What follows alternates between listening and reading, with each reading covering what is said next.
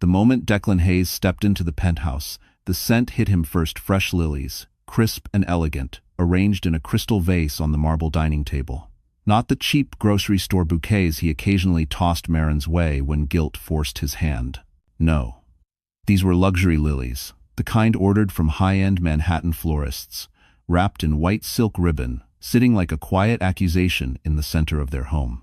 He froze. His jacket still smelled of Briar's perfume, a sugary, artificial sweetness clinging to his clothes after the night he swore was just a business dinner.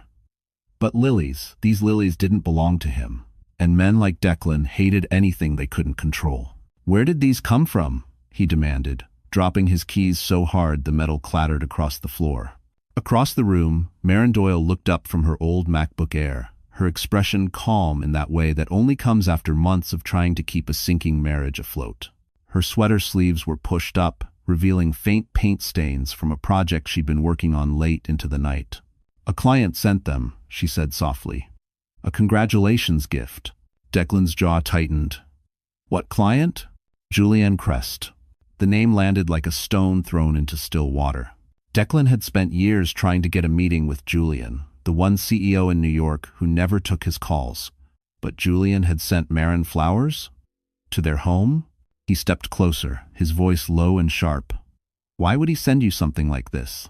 Marin blinked, stunned at the accusation. "Because he liked my design proposal. Because he respects my work." Respect. A word Declan despised unless it was directed at him. His eyes darkened. "You expect me to believe that?" Before Marin could answer, the elevator dinged. Footsteps. A woman's voice. Marin turned toward the sound confused, unsuspecting, just as the doors slid open to reveal someone she never expected to see on her doorstep at 7 a.m. Declan's mistress, standing there, smirking, as if she belonged. And in that instant, Marin realized her life was about to split cleanly into before and after. And the secret that Mistress carried would shatter everything. Marin Doyle had spent years learning how to stay quiet in her own home. Not because she lacked a voice, but because Declan had slowly trained her to believe her words carried no weight.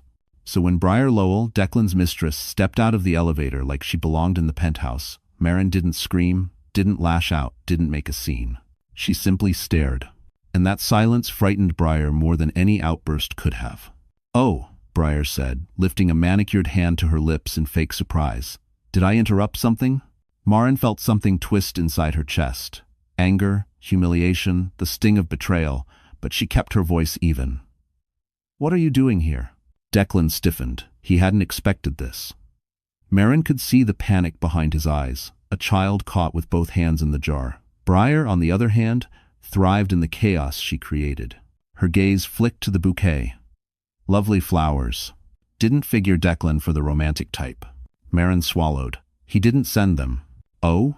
Briar tilted her head, delight spreading across her face. "Someone else did?" How bold. Marin wanted to disappear. She wanted to scream. Instead, she wrapped her arms around herself, steadying her breath the way she used to whenever life became too heavy. She'd spent her 20s working double shifts, taking on every freelance lighting project she could find, clawing her way out of debt, one invoice at a time. She built a life with Declan from scratch, supported him before the fancy suits, before the Park Avenue office, before the arrogance, and yet here she stood at 31, treated like a stranger in her own home. Declan ran a hand through his hair. "Briar, you shouldn't be here." "Why not?" she said sweetly. "You weren't complaining last night." Marin's pulse trembled, but she held herself together. She always had. Growing up with no father and a mother who worked 3 jobs, Marin learned early that survival sometimes meant swallowing the bitterness and moving forward. She had always believed Declan was different, someone who valued loyalty, someone who saw her. Now she saw the truth. Declan never wanted a partner. He wanted property. And Briar? She wanted ownership of whatever Declan touched, including the penthouse, the career, the life Marin had helped him build. Briar stepped closer, her perfume overwhelming, her smile mocking. "Declan didn't tell you what happened last night, did he?" Marin's heart paused. Declan's face paled. And Briar whispered a sentence that didn't just break the room, it detonated it. "Because he wasn't just with me, he made plans about you." It was Zapata. The penthouse that towered above Central Park West had once been Marin's sanctuary.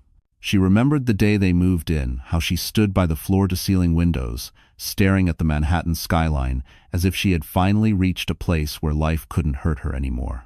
Back then, the city lights felt warm, full of promise. Now they felt cold, like witnesses to a betrayal unfolding in slow motion. Declan stalked across the living room, every step echoing through the space. The marble floors gleamed beneath the morning sun, reflecting his agitation, his guilt, his unraveling facade.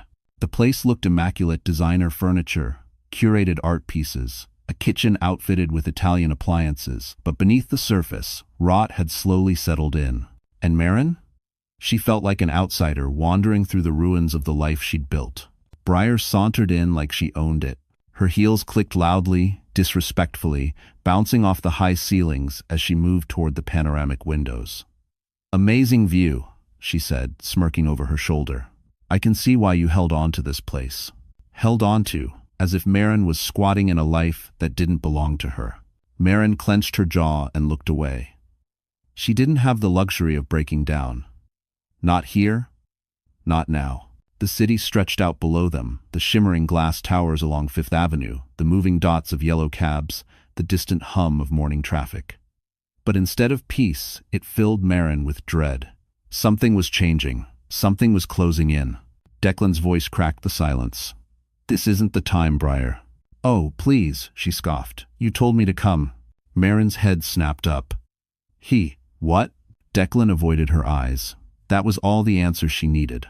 Briar drifted toward the dining table, brushing her fingers across the lilies Julian had sent. "These are expensive," she said. "Who sends a married woman flowers like this?" "Someone who appreciates her work," Marin replied, but her voice was quieter than she intended. "Or someone who wants her." Briar smirked. Declan's jaw twitched. He hated hearing that, hated the idea of another man valuing Marin. Hated that Julian Crest, a man far above him in every way, knew Marin existed. A tremor of panic passed through Declan's expression, brief but unmistakable. And then, as if timed by fate, his phone buzzed. He glanced at the screen and went pale. Marin saw it. One name. A name that did not belong to Briar or anyone she recognized. A name Declan never wanted her to see. And when he tried to hide the phone, Marin knew this morning held more secrets than just infidelity. Declan's phone buzzed again, vibrating sharply against the glass counter. He flipped it face down, but not fast enough. Marin caught a glimpse. A woman's name. Not Briar, not anyone from his office. Someone new. Someone he clearly didn't want her to know about. Her stomach tightened. "Who's that?" she asked quietly. "No one," Declan said too quickly. "Work." Briar laughed under her breath. "Oh, sweetheart, at least lie better." Declan shot her a warning glare, but the damage was done. Marin moved toward the kitchen island, her steps slow, steady, controlled. She reached for the abandoned phone, but Declan snatched it away like it was a live explosive. "Don't touch my things," he snapped. The words stung more than they should have. This was her home too, her life too, the place she had held together through late nights and endless paychecks stretched thin. And yet, here he was, guarding his phone as if the truth on it might burn him alive. "Why can't I see it?" Marin whispered. Declan didn't answer. But his silence was an answer. She turned away, her eyes burning, her pulse pounding in her ears. She needed proof. She needed something real, something undeniable. And in that moment, the universe handed it to her. On the back of Declan's crisp white shirt collar, partly hidden by his jacket, she spotted a faint smear of lipstick. Not Briar's shade. This was deeper, darker, a color Briar never wore. Her voice trembled, but she didn't falter. "Declan, what's on your collar?" He froze. Briar's brows shot up in amusement. "Wow, you've been busy." Marin stepped closer, her eyes fixed on the stain. "Who is she?" "It's nothing," Declan insisted. "You said that about Briar." A sharp silence fell over the penthouse. Outside the windows, Manhattan woke up, sirens in the distance, the rumble of traffic, the pulse of a city that didn't care about broken hearts or shattered promises. Inside, the walls felt too small, too tight. Declan straightened, trying to reclaim control. "Marin, you're overreacting." "End of vista." But she wasn't. She had been underreacting for years. She had swallowed doubts, ignored red flags, convinced herself that love could survive disrespect. But this was too much. Maren backed away, her breath unsteady. She scanned the room, the lilies from Julian, the lipstick on Declan's collar, the phone buzzing with messages from another woman, Briar still smirking. Everything connected into one brutal truth. Declan hadn't slipped, he hadn't made a mistake. He had a pattern. A pattern that started long before Briar and didn't end with her. And then, the front door intercom buzzed loudly. A delivery. For Maren. And what was inside that box would rip the last thread holding her marriage together. The elevator chimed again, slicing through the tension like a blade. Maren hurried toward the foyer, grateful, desperate for any distraction from the chaos unfolding behind her. A delivery man stood at the door holding a sleek black box tied with a platinum ribbon. Too elegant, too intentional. "Delivery for Maren Doyle," he said. She hesitated, glancing back toward Declan and Briar, who watched like hawks circling a wounded animal. Maren signed anyway. As soon as she touched the box, she felt dread bloom in her chest. Luxury packaging. Weighty, personal. Not from Julian, she hoped. Declan crossed his arms. "Another present? Seems you're very busy these days." His jealousy cut through the room with a toxic sharpness. Briar leaned into him, whispering something Maren couldn't hear, but the smirk on her lips said enough. Maren carried the box to the dining table. Her hands shook as she pulled the ribbon loose. The lid lifted smoothly, too smoothly, and inside lay a stack of glossy photo prints. She froze. The first photo showed her at a client meeting 2 weeks ago, walking down Fifth Avenue, laughing while speaking with a hotel manager. Completely innocent moments, but taken from angles that looked intimate, invasive, stalker-like. Another photo. And another. Declan snatched the top print. His face darkened. "Who took these?" I don't know," Maren whispered. Briar plucked one from the pile, raising her brows dramatically. "Wow, you've been busy, haven't you?" "They're from work," Maren insisted, heat flooding her cheeks. "That's the hotel project I told you about." Declan slammed the photo on the table. "Do you expect me to believe that? Someone sends you flowers? Someone sends you photos? What am I supposed to think?" "That someone is watching me," Maren said, choking on the truth. But Declan only heard what he wanted. He stepped closer, his voice low and dangerous. "Is this Julian? Is that who you've been running around with?" Maren flinched. "Declan, stop. Look at the timestamps. These were taken in daylight while you were at work?" Briar cut in sweetly. "Or do you mean while he thought you were at home being a loyal wife?" Declan's silence was worse than shouting, worse than accusations. His eyes had already decided she was guilty. "Maren," he said quietly, "I never thought you were the type. The type. A woman who would betray him. A woman like him." Her throat burned. "These photos are meant to make you doubt me, don't you see that?" But he didn't. Declan stepped back like she disgusted him. And then her phone buzzed. A message. Unknown number. A single sentence that made her blood run cold. "If your husband won't listen, maybe you should ask him where he really was last Thursday."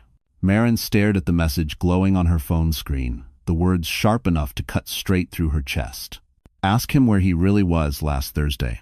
Her mind raced. Last Thursday. Declan had claimed he had a late board meeting. He hadn't come home until nearly 2 a.m., smelling faintly of whiskey and someone else's perfume. She had asked if everything was okay. He kissed her forehead, said, "Just work, Maren. Go to sleep." But the message felt like a hand tearing away the curtain she'd been hiding behind. She turned toward Declan, her voice trembling. "Where were you last Thursday?" He stiffened. "Don't start." "Where?" she pressed, louder this time. Declan didn't answer. He didn't need to. Briar smiled like a cat enjoying the unraveling of prey. "Oh, Declan, you didn't tell her about that night?" Maren's heart spiraled. "What night?" Briar leaned casually against the island countertop. "The night he said he wished he'd never married you." The room tilted. Declan didn't deny it. Not even with a shake of his head. Maren felt something inside her tear open quietly, painfully, like fabric splitting under too much strain. She gripped the edge of the dining chair to steady herself. The penthouse suddenly felt foreign, every piece of furniture reminding her of the sacrifices she had made, the freelance jobs she took to help pay for this place, The nights she stayed up late polishing Declan's presentations. The holidays she skipped visiting her mother because Declan insisted his work schedule came first. Her knees weakened. She pressed a hand to her stomach to keep from collapsing. "I gave you everything," she whispered. Declan's expression hardened. "Don't make this dramatic." "Dramatic?" Maren laughed, a broken, shaking sound. "You cheated. You lied. You brought your mistress into our home. And you've been getting flowers and mystery deliveries," he shot back. "Maybe you're not so innocent either." The accusation shattered something fragile inside her. Tears pushed to the surface, but she fought them back. "Not yet. Not in front of Briar." She took a step toward him, her voice cracking. "I'm your wife." End quote. "And maybe that was the wrong choice," he said coldly. Her breath hitched. Suddenly the walls felt too close, the air too thin. She grabbed her coat, stumbling toward the door. She didn't care where she was going, she just needed to get away before the dam inside her burst. "Maren," Declan barked. But she kept walking, hand shaking as she pressed the elevator button. As the doors slid closed, her vision blurred, breath shaking, heart breaking. And just before the elevator dropped, her phone buzzed again. A second message. "You deserve to know the truth. Meet me." The cold morning air slapped Maren's cheeks as she stumbled out of the building, the city noise swallowing her uneven breaths. She wrapped her coat tighter around her trembling body, trying to hold herself together long enough to read the second message. "Meet me?" No name, no location. Just those two words. Her phone buzzed again. This time, an address popped up, an upscale cafe on Madison Avenue, a place Declan always avoided, claiming it was pretentious and overpriced. That alone told Maren the message wasn't from him. Her legs felt like they were made of glass, ready to shatter with every step, but she forced herself into a cab. By the time she walked into the cafe, her heartbeat was pounding in her ears. She scanned the room, unsure who she was looking for. Then she saw him. A man in a charcoal suit sat near the window, Manhattan's skyline glowing behind him. Dark hair, sharp features, posture, elegant but restrained. He was flipping through documents, a Mont Blanc pen resting between his fingers. He looked like he belonged on the cover of a business magazine. He lifted his eyes. Julian Crest. The name that had sent Declan into a spiral. The man who sent her lilies. He stood slowly, the kind of movement that commanded attention without asking for it. Maren Doyle. Her throat tightened. "Yes. Thank you for coming," he said, gesturing for her to sit. "I'm sorry to contact you this way, but it was necessary." She hesitated, but exhaustion pushed her into the seat. "Why did you send me those messages? And the flowers?" Julian studied her closely, not with judgment, but with a strange, quiet concern. "Because I believe you're in danger." Her breath caught. "From who?" He hit. "Declan Hayes has been reaching out to my company aggressively, offering partnerships, deals, access." His eyes narrowed. "But that's not why I called you here." Maren felt her pulse spike. Julian slid a folder across the table. "I think he's been using your name." Maren blinked. "My name? Your credit, your signature, your professional portfolio." Julian's voice lowered. "He submitted your designs to a rival firm and attempted to claim partial ownership of your work. Whenever 10 struck 7, her stomach dropped. No, Declan wouldn't, but he would. He had. Julian leaned in slightly. "I'm telling you this because your work is good, exceptional, actually, and it deserves protection." Maren's hands shook as she flipped through the documents, her sketches, her concepts, even her notes, all copied, watermarked with someone else's logo. He didn't just cheat on her. He stole from her. Julian watched her closely. "You can still take everything back, Maren, but you need to decide who you're protecting, him or yourself." Her breath broke, and then Julian said, the sentence that shifted her entire world. "Your husband isn't just betraying you emotionally. He's building his future on your name." For a long moment, Maren couldn't speak. The folder lay open on the table, her own handwriting staring back at her like a stranger. Notes she'd scribbled at midnight. Drafts she'd thrown together in taxis between client meetings. Weeks of unpaid work, months of sweat and hope. All of it stolen, repackaged, and quietly funneled into someone else's pocket. Into Declan's pocket. Her throat tightened with a pressure that felt too big for one body to hold. Why? Why would he do this? She whispered. Julian's expression softened. Because your talent is valuable, and some men only realize that after they've exploited it. A tear slipped down her cheek. She didn't bother wiping it away. He let the silence linger, giving her space to breathe, to absorb, to break. Then he spoke, calm and steady. Marin, what he's doing is illegal. Identity misuse, intellectual property theft. It's serious. She swallowed hard. I don't know what to do. You don't need to know today. Julian slid a business card toward her.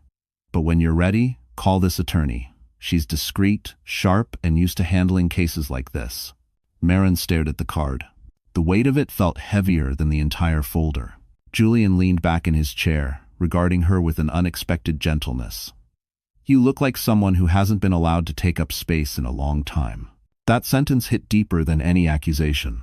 Marin looked away, embarrassed by how easily he saw through her. How effortlessly he read what Declan had taken years to beat into her, her confidence, her voice, her worth. I'm not strong like people think, she murmured. Julian shook his head. Strength isn't loud, Marin. Sometimes it's surviving things no one knows about. Her breath trembled. She didn't argue.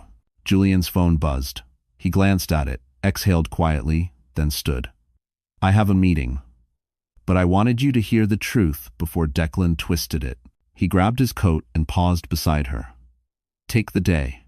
Rest. Then decide what comes next. Your work deserves better. You deserve better. I have no one. She watched him step out into the Manhattan morning, disappearing into the flow of people moving with purpose and confidence, qualities she once had but somehow lost along the way. She gathered the documents, tucking them carefully into her bag. Outside the cafe window, the city glittered with possibility, indifferent to heartbreak, yet overflowing with second chances. For the first time in months, Marin inhaled deeply. Her marriage was collapsing. Her trust was shattered. But something else, small, fragile, determined, stirred inside her chest. And as she stepped onto Madison Avenue, her phone buzzed again. Declan, come home, now. Marin didn't go home. Instead, she walked no direction, no destination, just the raw instinct to keep moving so the weight in her chest wouldn't crush her. The late afternoon wind rolled through Manhattan, carrying the chill of approaching evening. Streetlights flickered on one by one, casting long shadows across the sidewalks. Her phone buzzed again. Declan, come home. We need to talk. Another message. Declan, if you don't come back, don't expect me to fix this. Fix this. As if she were the problem. As if his lies, his mistress, his theft of her work were minor inconveniences for him to fix when he felt like it. She silenced her phone and shoved it deep into her coat pocket. She wandered through Central Park, past runners with headphones, tourists with cameras, families pushing strollers. The world kept moving. Her world had stopped. She found a bench near the lake, where skyscrapers reflected across the water like broken glass. Her breath fogged in the cooling air. All the moments she had ignored the nights, Declan came home late, the dismissive words, the constant undermining flooded her. How many times had she convinced herself he was just stressed, that she just needed to be more patient, more supportive? A memory surfaced 3 years ago, when she landed her first lighting design contract. She'd come home beaming, ready to celebrate. Declan poured himself a drink and said, "Let's not get carried away. It's small scale." She hadn't realized then how deliberately he dimmed her light. She pressed her palms into her eyes, trying to hold back tears. She felt foolish, empty, betrayed, and painfully alone. A figure jogged past her, then slowed, turning back. "You okay?" A stranger, just a passerby. She shook her head quickly, embarrassed. "I'm fine." He nodded gently and kept running. The simple kindness almost undid her. Her phone buzzed again, but this time it wasn't Declan. A new number. "Julian, if you're somewhere safe, stay there." He just called my office. Marin's stomach flipped. Declan had contacted Julian. Why? To threaten him? To intimidate him? Or because he feared Marin learning the truth? Her fingers trembled as she typed back. "What did he say?" Julian replied instantly. "Julian, he told me to stay out of his marriage." That's usually what people say when they have something to hide. A gust of wind swept across the lake, scattering dried leaves around her feet. She stood slowly, her spine straightening with a strength she didn't know she still possessed. She wasn't going back yet. Maybe not ever. Her heart ached. Her life was crumbling, her future uncertain. But as she walked out of the park toward the glowing skyline, one thing was clear. She was finally, painfully, undeniably waking up. By the time Maren left Central Park, her fingers were numb from the cold and from the fear slowly wrapping around her ribs like wire. She headed toward a quiet corner cafe, needing a warm drink and a moment to breathe. She had just ordered a small latte when her phone started vibrating relentlessly. 6 missed calls. 14 new messages, all from unfamiliar numbers. Her heart sank. The first message she opened punched the air right out of her lungs. Heard the rumors. Sorry you're going through this. Rumors? Another notification popped up. A link. With shaking hands, Maren tapped it open. A gossip blog. Not one of the big ones, worse. A smaller, vicious account known for whisper campaigns in Manhattan's corporate circles. The headline made her knees buckle. Insider claims, VP Declan Hayes' wife having affair with prominent hotel CEO. Her picture, one from the stack of stalker photos, sat under the headline. Her vision blurred. Declan, Breyer. They leaked this. They were framing her. She scrolled further, pulse hammering. The article twisted everything Julian's flowers became secret gifts. Her meeting with the hotel manager became suspicious outings. And worst of all, the gossip page reported Declan as a devastated husband, blindsided by his wife's alleged infidelity. Her throat burned. This was calculated, prepared, launched with surgical cruelty. The cafe noise faded into a dull roar as she read the comments. Poor guy. She doesn't look like someone he should have married anyway. Julian always looked like the type to steal someone's wife. If you put my one, hot humiliation flooded her face. But then another message. Not from Declan. Not from Julian. From a blocked number. Check your email, now. Her heart pounded as she pulled up her inbox. A new message sat at the top. Subject line simple. You should know what they really think of you. Inside was a single audio file. Hands shaking, she pressed play. Declan's voice. Cold. Arrogant. Maren won't fight back. She never does. Once the article hits, she'll be too embarrassed to leave the house. Breyer's laugh followed. Perfect. And once her reputation's trashed, she'll have no credibility to claim the designs. We can move forward without her in the way. Blood drained from Maren's face. Her breath fractured. They weren't just cheating. They were destroying her. Setting her up. Erasing her work. Erasing her. The cafe felt suddenly too small, too bright, too loud. She pushed out into the cold evening air, gasping. Declan thought she'd break quietly. He thought she'd disappear. But as she steadied herself against a street lamp, a fire sparked in her chest, small, trembling, but alive. A different message buzzed in her phone then. Julian, I saw the article. If you need backup, I'm here. Her tears dried hot on her cheeks. And for the first time, Maren realized she wasn't as alone as Declan wanted her to be. Maren didn't remember walking the 5 blocks to Julian's office, but somehow she found herself standing in the marble lobby of Crest Development, clutching her phone like a lifeline. She must have looked devastated, because the receptionist didn't ask a single question. She simply called upstairs. Mr. Crest will see you now. The elevator ride felt endless. When the doors opened, Julian was already waiting. No suit jacket, sleeves slightly rolled up, expression sharper than she'd ever seen it. You saw the article, he said quietly. Maren nodded, and her voice cracked. They're trying to ruin me. I know, Julian gestured her inside. Come in. His corner office overlooked the Manhattan skyline, dusk spilling gold across the city. Normally, Maren would have admired it. Today, she felt small, battered, exhausted. He closed the door. Sit. Start wherever you need. Danistom. The moment she sat down, the dam inside her burst. She told him everything. The flowers, the lipstick, the photos, the blog post, the audio recording. Julian didn't interrupt. He listened with an intensity that felt grounding, not overwhelming. By the time she finished, her hands were trembling so hard she had to press them into her knees. Maren, he said finally, this isn't just personal betrayal. This is targeted character assassination. She nodded weakly. I know. And without. And he's doing it because you're a threat. Julian leaned forward. Maybe not to him as a husband, but to him professionally. You have something he doesn't. Talent. A choked, humorless laugh escaped her. I don't feel talented. Because you've spent years with someone who needed you to feel small so he could feel big. Her breath hitched. Julian opened a folder. Look at this. Inside was a printout of an internal memo from a hotel chain she'd pitched to last month. Her name appeared 3 times positively, enthusiastically, until one note at the bottom. Concerns raised by Declan Hayes about her professionalism. Suggest reviewing alternative designers. Marin pressed a hand to her mouth. He sabotaged me. Yes, Julian said. But you didn't lose because you weren't good enough. You lost because someone cheated. Her eyes filled again, not with despair this time, but with fury. Julian exhaled deeply. I want you to understand something important. A man like Declan doesn't destroy what he doesn't fear. He did all this because he knows you're better than him. Those words hit her like sunlight breaking through a storm. Slowly, cautiously, Marin straightened her shoulders. Julian noticed. A faint smile touched his mouth. There she is. Before she could respond, his desk phone rang sharply. He glanced at the caller ID and his expression shifted. It's your husband, Julian said. Marin's blood ran cold.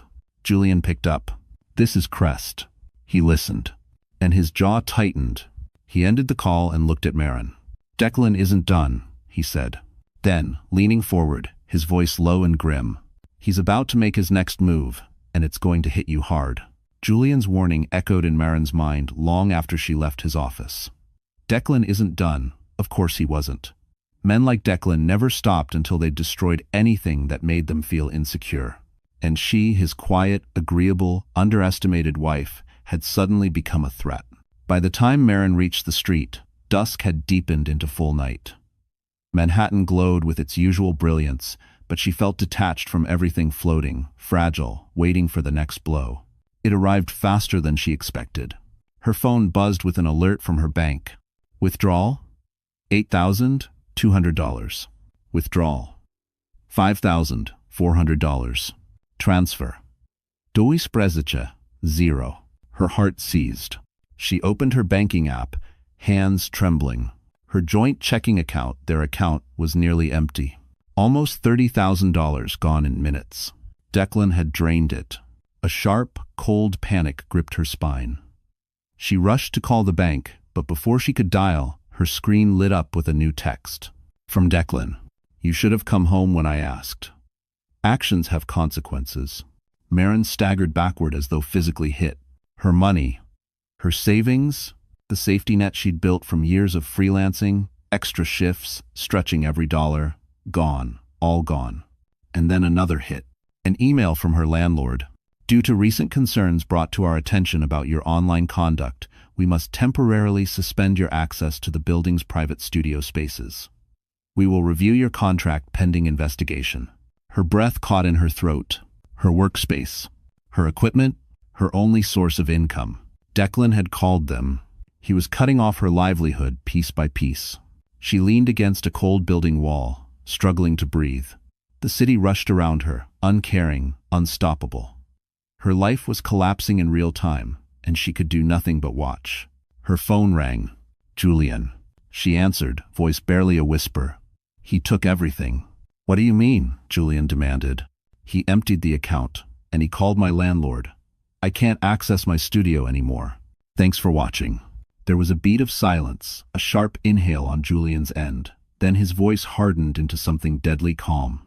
Marin, listen to me. You need to get somewhere safe tonight. Don't go back to the penthouse. Don't speak to him. Don't sign anything.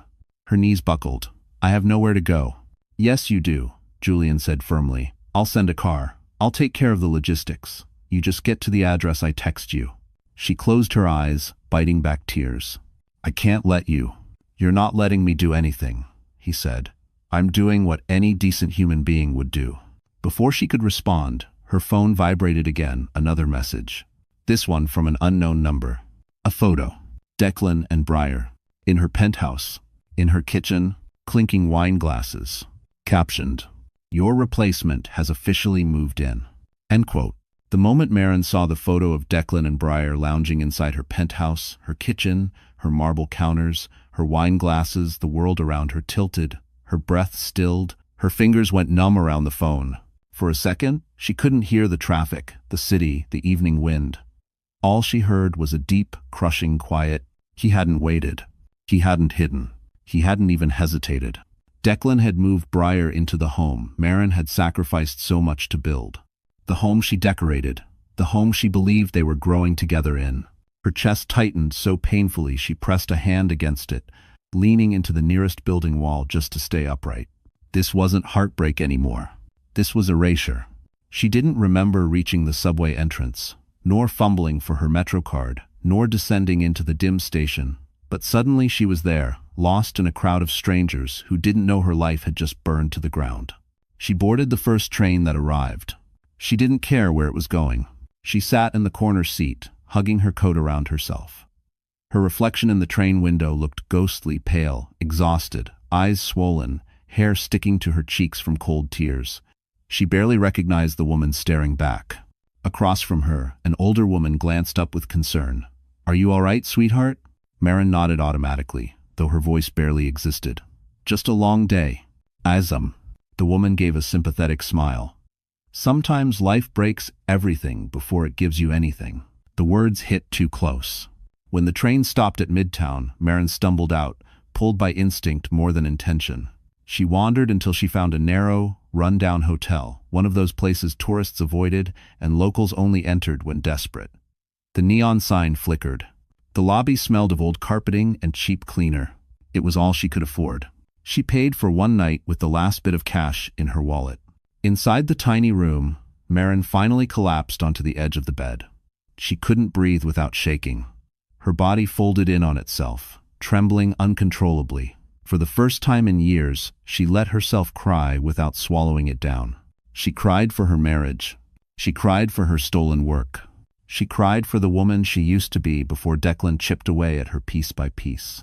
When she finally stopped, her throat raw, her eyes burning, she whispered into the dark, "I can't go back." Her phone buzzed on the nightstand. A new message from Julian.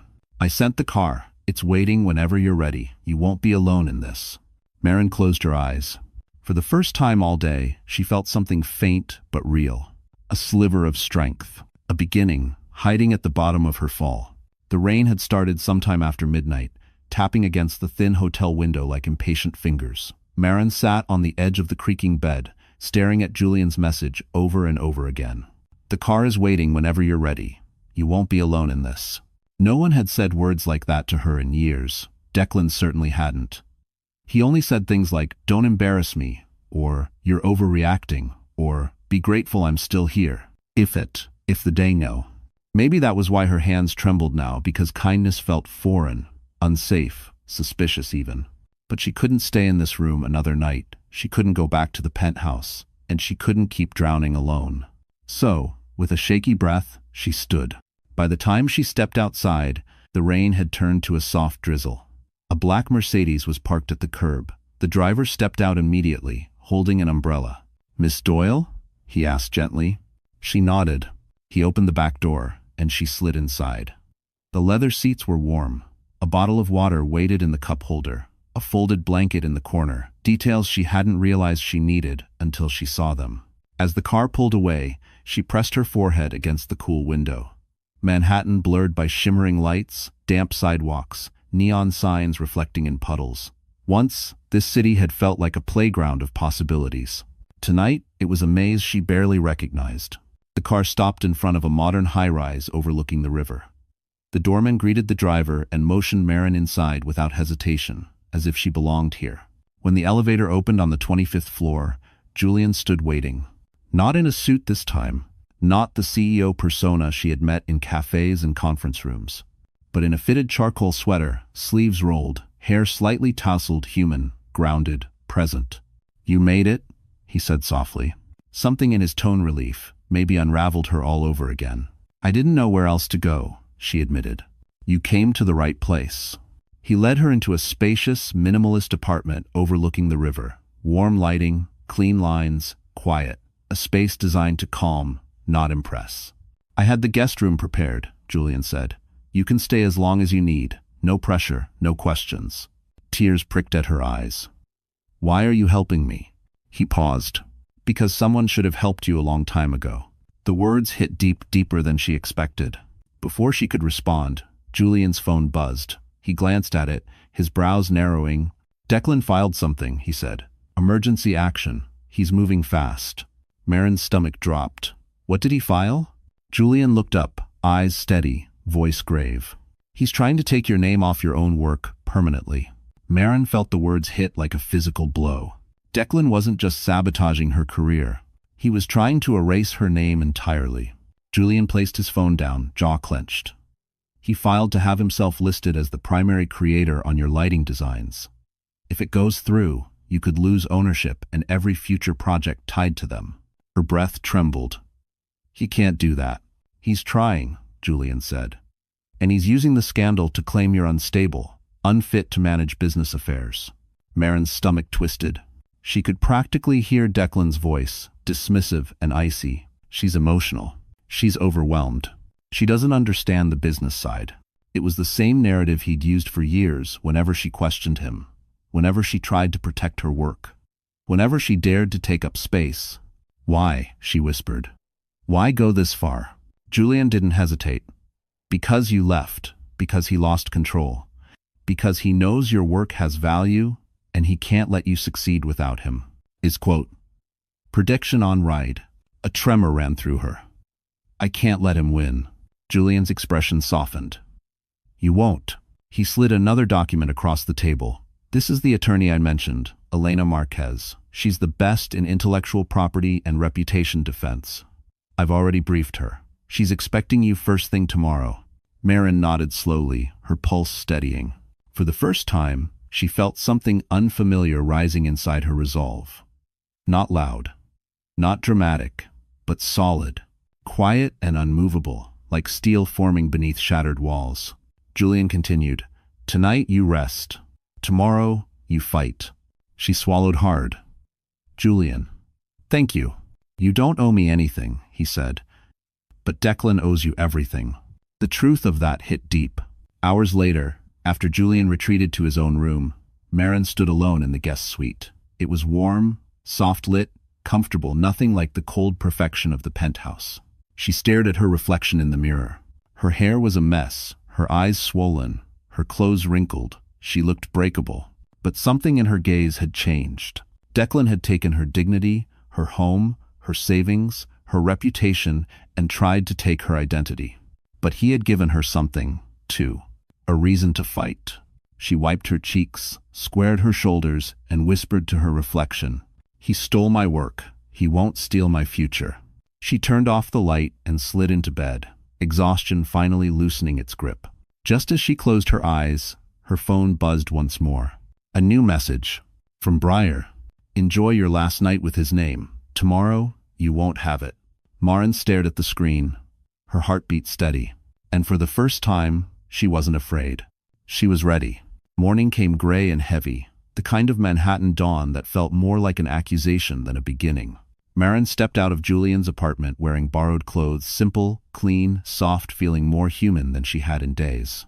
Her appointment with attorney Elena Marquez wasn't for another hour, but she needed to clear her head. She didn't get the chance. The moment she exited the building, a black SUV screeched to a stop in front of her. The window rolled down. Declan. His expression was a storm rage, fear, desperation. Get in the car. No, Marin said, stepping back. Now, Marin. His voice cracked with an edge she'd never heard before. Not anger, panic. She stayed still. I'm not going anywhere with you. Declan slammed the door open and stormed toward her. You think you can run off and hide with Crest? You think he's going to save you? I don't need him to save me, she said quietly. I just need you to stop destroying my life. He laughed, a harsh, broken sound. Destroying your life? You did that when you walked out. End quote. You moved Briar into our home, she snapped. You drained our accounts. You leaked lies about me. Declan's jaw clenched. I did what I had to do. Why? She demanded. Why go this far? Why take everything? Silence. Then, unexpectedly, he looked away, unable to meet her eyes. Because he knew she already had the truth. But Marin needed to hear it. To hurt me? She whispered. To control me? To punish me for leaving? No, Declan said, voice tightening. To protect myself. And Vils Teng, too. Marin frowned. From what? He swallowed hard. Too hard. From what you're about to find out? Another voice said behind him. Briar stepped out of the SUV, arms crossed, wearing one of Marin's old coats as if claiming the last pieces of her life. Declan, she said sharply, stop talking. But it was too late. He rubbed his temples. Marin? You weren't supposed to know about the financials. Her blood chilled. What financials? Briar shot him a glare sharp enough to cut steel. Get in the car, Declan. We'll handle her later. No, Marin said slowly, realization dawning like a knife slipping beneath skin. What did you do? Declan looked sick, haunted. You weren't supposed to see those documents Julian has. They can ruin me. So that was it. The lies, the smear campaign, the stolen work, the frantic aggression. It wasn't about jealousy. It was about fear. Declan was hiding something big, something illegal, enough to destroy him. Marin, he begged, if this goes public, I lose everything. She stared at him, stunned by how easily he admitted it. You already took everything from me, she said. Declan stepped closer, eyes wild. Then give me the documents, please. Before she could answer, Briar hissed, if she won't hand them over, take them. Marin took one step back, and the SUV door behind her swung open. Marin stumbled backward as the SUV door behind her swung wide open. A large man stepped out, security, maybe, or someone hired for intimidation. His stare was cold, expressionless, as if he'd been given clear instructions about what to do. Declan raised a trembling hand. Stop, don't touch her. But Briar stepped forward, heels clicking sharply on the wet pavement. She has documents that can ruin us. Do you want your entire career burned to ash because you're feeling sentimental? Marin's pulse roared in her ears. Declan, what documents? What did you do? He opened his mouth, but the words tangled in fear. Briar scoffed. Oh, please, like he's going to tell you. You think he built his position on hard work? Wake up, Marin. He used your projects, your name, your credit because he needed a clean face to get into Crest's circle. Marin staggered. What? Declan slammed a fist against the SUV door. Briar, shut up. But Briar was unraveling, too cocky to stay quiet, too angry to hold back. Why hide it? She already knows everything. The ghost accounts, the fake invoices, the transferred funds. That's why Julian Crest refused to work with you. He knew something was off. Modern Froze. Ghost accounts. Fake invoices. Transferred funds. Pieces began clicking together in her mind, each more horrifying than the last. You used my name, Marin whispered, to commit fraud. Declan sagged against the SUV, the truth finally too heavy to pretend otherwise. I didn't have a choice.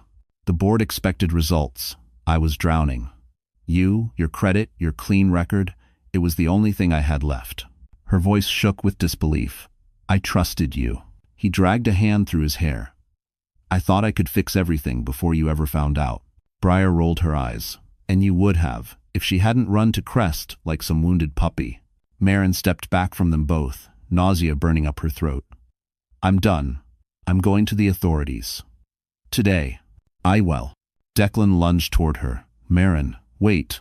But before he could reach her, a black sedan pulled up sharply behind them. The back door opened. Julian. He strode toward them with lethal calm, coat catching the wind, eyes locked on Declan with an intensity that made even the security man falter. That's enough, Julian said. Declan stiffened. This is none of your business. It became my business, Julian replied. The second you used my company's name while committing financial fraud. T5 Han. Briar paled. You can't prove anything. Julian lifted a tablet. I already did. Declan's face drained of color. Marin swallowed hard. What did you find? Julian turned to her gently. Everything we need. Then he faced Declan again. And everything that will end you. The street went silent, and Marin finally understood. This was no longer just a broken marriage. This was war. The ride to Julian's office was silent but not empty. For the first time, Marin wasn't shrinking. She wasn't apologizing for existing.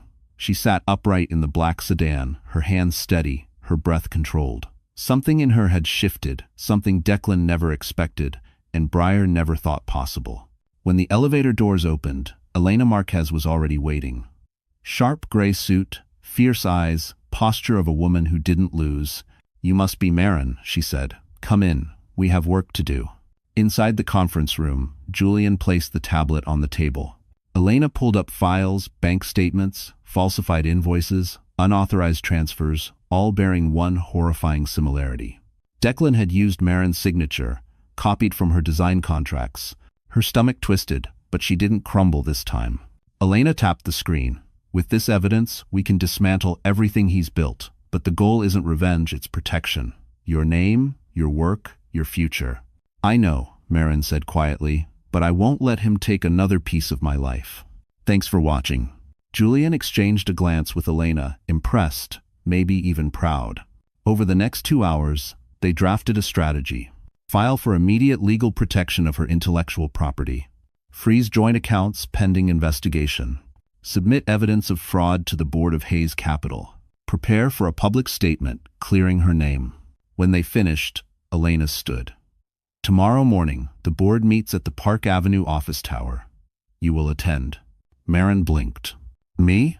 "Yes," Elena said. "Declan is expecting to control the narrative. We're going to shatter that expectation." Julian nodded. "You won't be alone. I'll be there. And the moment you present the documents, the board will know exactly who Declan is."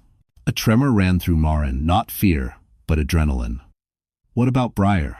Elena smirked. "Her involvement is documented too. She'll face consequences." Thanks for watching.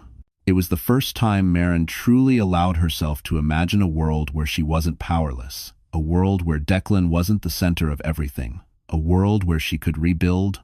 That night, back at Julian's apartment, a stylist someone Julian had called in quietly arrived with a simple wardrobe rack. "For tomorrow," Julian said, "wear something that reminds you who you are."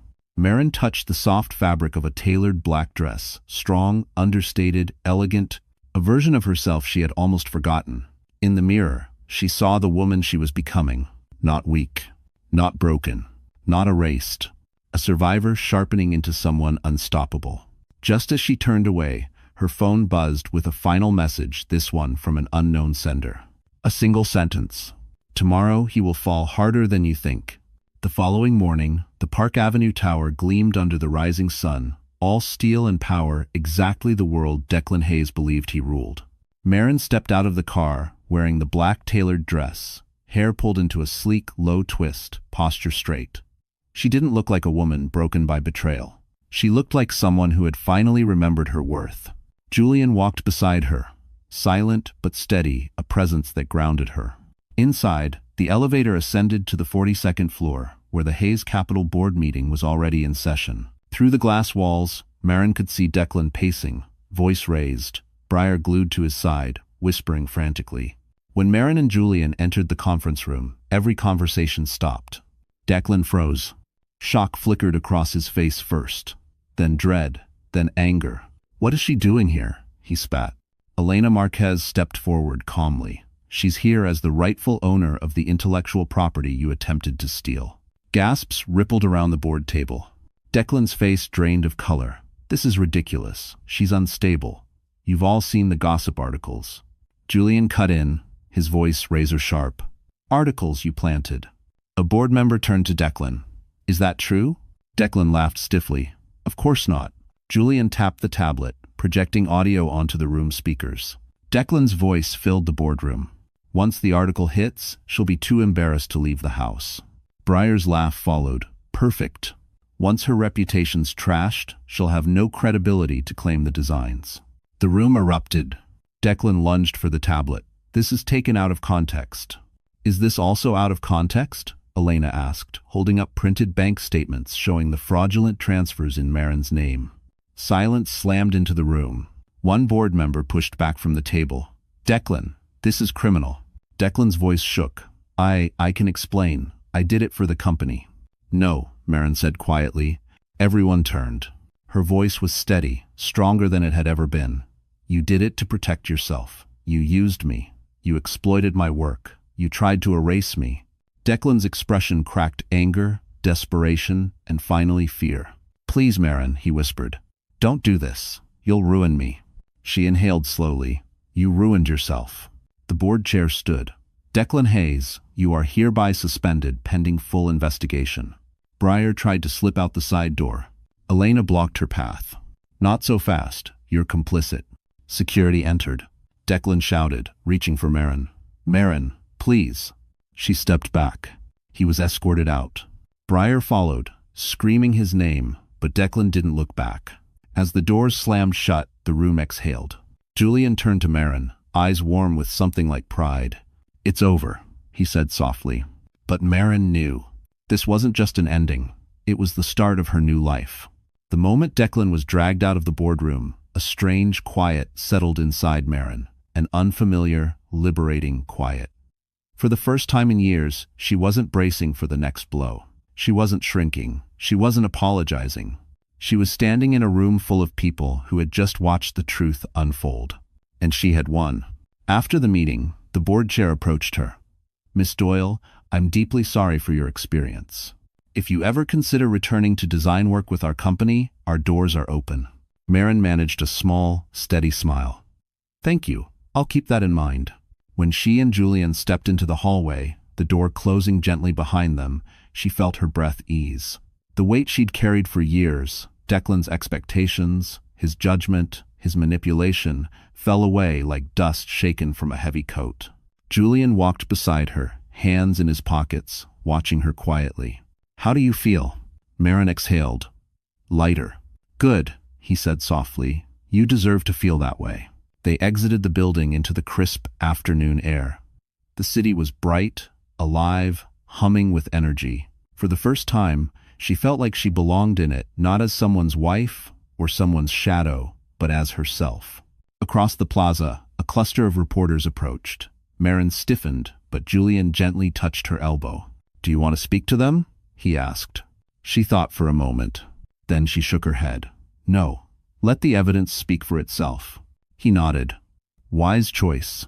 They walked toward the waiting car, but halfway there, Marin stopped. I need one more thing, she said. Julian tilted his head. What's that? Marin reached into her bag and removed her wedding ring, a simple band she had once cherished. It felt cold, meaningless now. She walked to a nearby trash bin and, without ceremony, dropped it in. The sound it made, small, metallic, final, felt like closure. Julian watched her, admiration softening his features. You're stronger than you know. And I'm done being small, she replied. Good, he said quietly, because I have something to ask you. She turned to him, surprised. Crest Development is launching a new luxury hotel project, he said. I want you as lead lighting designer. Full creative control, full credit, full pay. Her breath caught. Julian, are you sure? He smiled. Absolutely. You earned this. It's not an... For a moment, emotions swelled in her chest. Gratitude, disbelief, hope. Then she nodded, a real smile forming. Yes, I'd love to. As they walked toward the riverfront, the sun dipped lower, reflecting golden light across the water. Marin inhaled deeply, letting the crisp air fill the new space inside her, a space free of fear, free of Declan, free of the past. Her life wasn't just restarting, it was finally hers. And for the first time, the future looked bright. All right, so the story has finally come to a close. And if you're still here with me, right now, reading these words, then something in Marin's journey must have touched your heart in a quiet, personal way. Maybe it reminded you of your own strength, or of a moment you thought you wouldn't survive but did. So let's take a breath together and look at what this story really tells us. In life, people can betray you, underestimate you, or even try to erase you. But as the Stoics remind us, you have power over your mind, not outside events. Real strength begins there. Marcus Aurelius wrote that centuries ago, yet it still heals today. Because like Marin, you don't control what others do to you, but you control what you rise from. The truth is, you deserve respect. You deserve peace. You deserve to walk away from what breaks you. And above all, you deserve to see your own worth even when others try to dim it.